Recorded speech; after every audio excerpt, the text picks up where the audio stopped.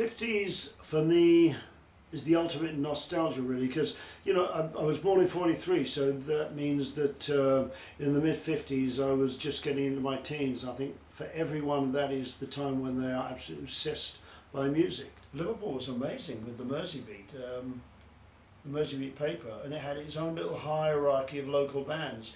The Nation may have had its pop stars, but Liverpool had its own list of pop stars. After skiffle came rock and roll. After rock and roll came the next revolution, which was the Beatles and those guitar bands of which we were a part. Then of course it got extremely complicated, and what happened when punk came around was it took people back to the basics. They always swore, well, Malcolm McLaren swore that he got a band together who couldn't play their instruments. And that was no better or no worse than when we first started out. We couldn't play our instruments, but that was the fun about it. I was a rhythm guitarist, not a very good one. At one time I had been a lead guitarist, a very, very bad one. But these were innocent days. You didn't really have to be very good in those late 50s days. Most of all, I wanted to be a member of Cliff Bennett and the Rebel Rousers. I'd seen them, I thought they were the most fantastic band. But the job wasn't open, of course. But one of my band went on to join them.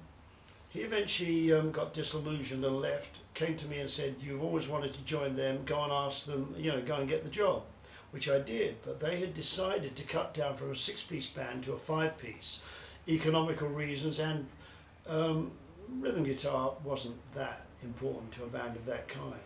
So I accepted that. And they had been contracted to do their first ever Saturday Club, which was a pretty important radio show at the time, and they'd been booked with 6 members and they needed one to fulfill the contract. So Cliff rang me up and said, "Would you mind sitting in just for this one program?" So I said, "Absolutely fine." At the end of 61, 3 of the band decided to leave: 1 sax player, 1 guitarist, 1 lead guitarist that was, and 1 bass player. And we tried to get 3 members out of Lord Such's band, but one of them wouldn't join, the bass player. So we decided it was easier and more economical for me to swap over from rhythm guitarists, which they didn't need, and I always knew they didn't need anyway, onto bass guitar. And I found I could do that quite easily. I knew how to play the parts on the bass guitar. So at the end of 61 I was a rhythm guitarist. At the beginning of 62 I was a bass player. I was playing with a pick, same as everyone else did. But these were very poor times. I very rarely had spare strings. All my spare strings were old used ones ready to be put on. And I very rarely had spare plectrums. I normally had 1 plectrum, and if I dropped it, then I had to bend down and pick it up. And if I lost one, there I was with no plectrum. And that happened quite frequently. And when it happened, I started playing with my fingers, which is something I'd seen on American rock and roll films. I knew Americans played that because generally bass players who change from a stand-up bass to a bass guitar tended to play in the same style. Whereas over in Britain, everyone I knew played with the plectrum. I didn't know anyone playing that kind of style. So when I played, I mean, you know, picked up the fingers, you know, played like that, and I could do it. But when there were 2 beats in a bar, to keep me in time, I developed this slapping, which wasn't so much a sound, but it was to keep me in time. So I went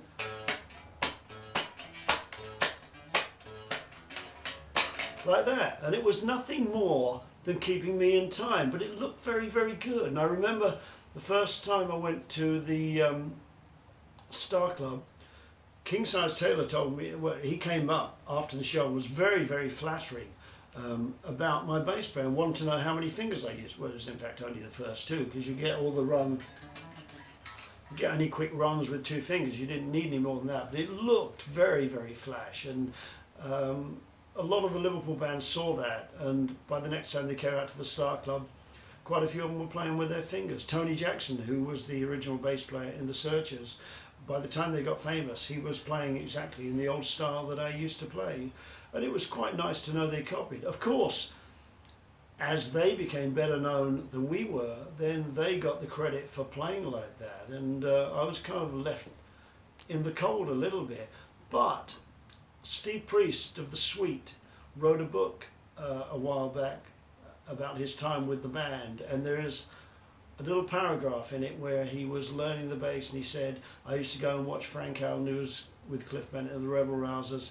and who went on to join the Searchers, and he used to play with his fingers and do this slapping, and it looked really cool. So I eventually went on to learn like that. He said it took him a bit of time and it was quite painful, but he eventually got to play in that kind of style. So it's very nice of Steve to actually give me the credit for that, and I thank him for it gratefully.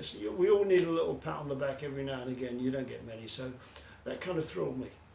When I first met the Searchers, we were bigger than they were, in that we were a professional recording band. When I met them, we'd already made about at least 4 or 5 singles, none of which had a sniff at the charts, I might add. We started off recording for Joe Meek, and then we went on to record directly in Abbey Road under the direction of John Burgess, who'd had hits with Adam Faith previous to us.